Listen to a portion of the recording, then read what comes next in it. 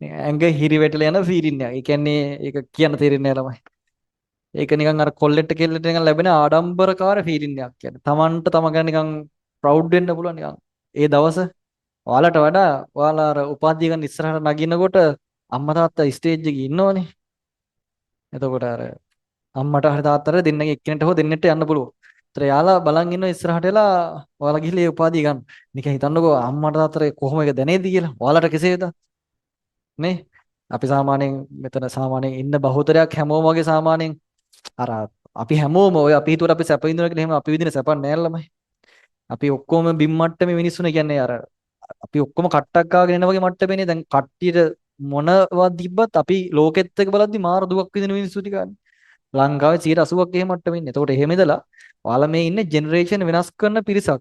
කියන්නේ ඔයාලා මේ වෙනස් කරන්නේ ලංකාව කියන එක වෙන්න පුළුවන්. ඒ කියන්නේ අපි දැන් අවුරුදු 10කට 15කට කලින් තිබ්බ ලංකාවත් එක්ක බලද්දි මේව වෙනස් කරන්න පුළුවන් එකම කොටාසේ ඔයාලා විතරයි. ඒ කියන්නේ රටක් විදිහට අපි ෆේල් නේ. රටක් විදිහට ලෝකයක් ඉස්සර අපි හරි පාතකින් ඉන්නේ රටක් විදිහට. හරිද? ඒ කියන්නේ ඉකොනොමි පැත්තෙන්. ඒතකොට ඒවා වෙනස් කරන්න පුළුවන් රටේ අධ්‍යාපනයකටනේ.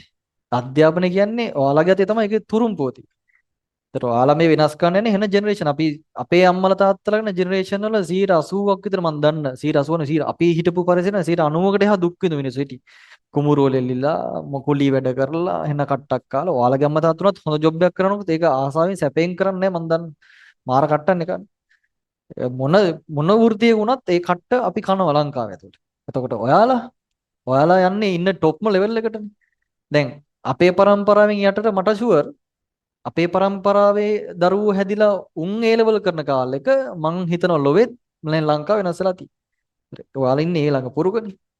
ඔයාලා මේ කරන්නේ පොඩි දෙයක් නෙමෙයි හරිද? ඒක මාර ලොකු දෙයක්. ඒක හිතලම කරන්න. එතකොට ඕක දැනෙන්නේ අම්මා තාත්තලාටනේ. ඒ මිනිස්සු ජීවිත කාලෙන් දන්න කාලේ ඉඳන් දුක් විඳින්නේ වල බලන්න. දන්න කාලේ ඉඳන් දුකමනේ විඳින්නේ. ඔය කොච්චර කිව්වත් ඔයාලට ඒක තේරෙන්න වැඩි හිතන්නේ නැහැනේ. අම්මලා තාත්තලා නම් බුදුअම්මෝ අසීමිත දුකක් විඳින්නේ. ඒක තේරෙන්නේ නැහැ. ඒ මිනිස්සුන්ට ලැබෙන එකම දේ ඔය මිනිස්සු දැන් ඔයාලා ජොබ් එකක් කරන කාලෙනකොට එහෙම සැපයක් විඳින්න පුළුවන් වයසක්වත් ඉතුරු වෙන්නේ නැහැ හොඳේ.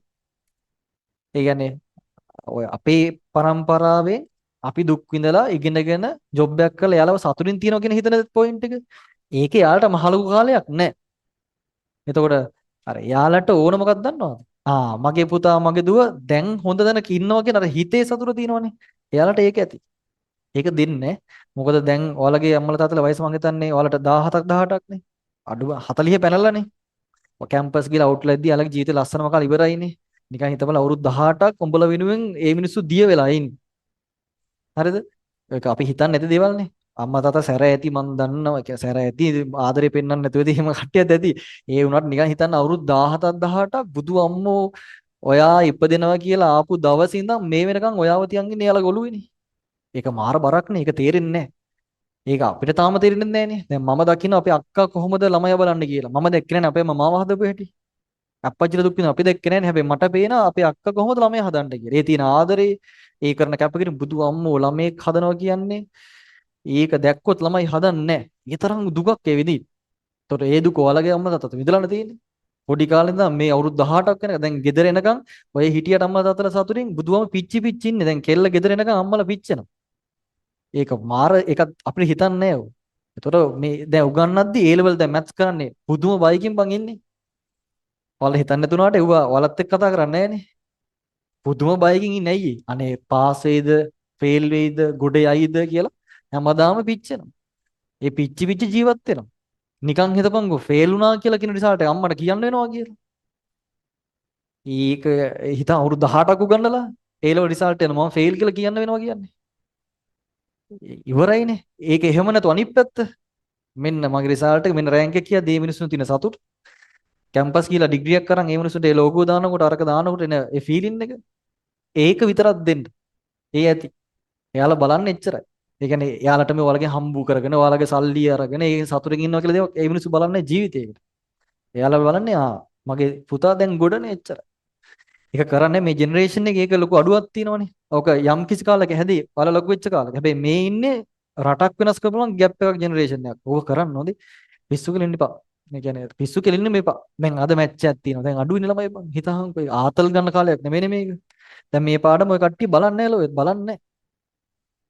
එහෙම වෙන්න එපා මට සතුටින් බලගෙන ආපු එකට එහෙම ඉන්න එක.